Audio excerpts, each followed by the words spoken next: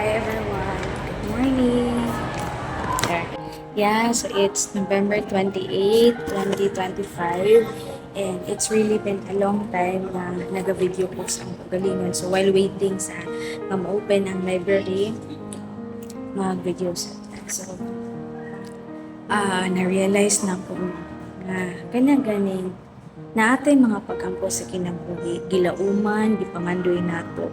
But once we have that, once na i-answer na sa Ginoo, dili pud pag naa na ta sa sitwasyon nga sa atong ginaampo, imagine malikayan na naay mga kalisdanan nga atong maagian or ma-encounter and makareklamo ta. Unya, giampo na to siya, no? Right, sa ako, and thankful ko kay Lord. Of course, ako kayong pasalamat kay 4th year na ko. Gipangandoy, gilauman, giampo na ko ni sa una.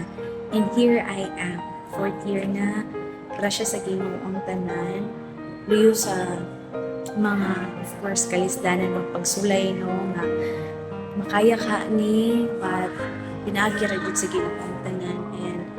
And now, I am here, so mareklamo ko, mag-complain sa mga buhatonon, sa kakapoy, normal mang yun na siya. And naano na ko nga, kiyang kupiamin mo ni Mary, na makaabot ka ani. So whatever, no, nga, atong maagian, miskan ako, ma-overwhelm ko, ma-pressure ko. And yeah, dili jud na iwasan, mabalaka, but it reminds me nga, sa una, pananaw nimo nga dili nimo ma-survive na lagpasan ra gyud pinaagi sa Ginoo. And I do believe na usa man ako maagian karon mulabay ra ni.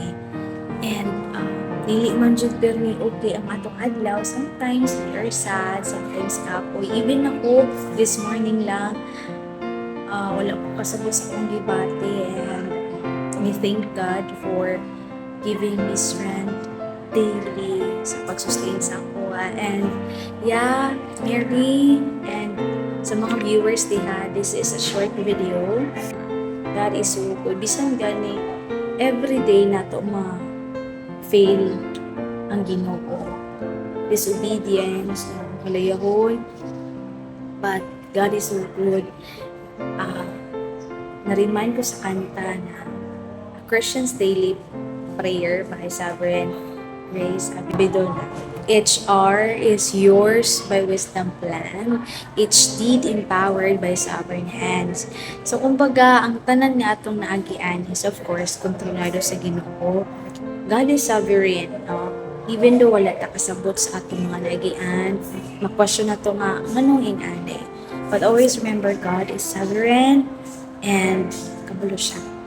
And yeah, so keep on trusting God even though wala ta kasabot. And yes, wala pa dyan siya. Inhale, exhale, and you, yeah, ikaw nga nagtanaw diha, asa makadapita, naara ko diretso. Yeah, of course, no, padayon nato sa pagsalig sa Ginoo, and don't be too hard for yourself. Charis, dili bitaw. Of course, makampo sa Ginoo sa kanunay. Of course, need po na ko ng advice, no? And if you are not okay, then it's okay. I mean, dili na to baka katatong kaugalingon. If dili ta okay, then dili ta okay. No? If kapuyon, magresa, and mula bayaran ni tanan.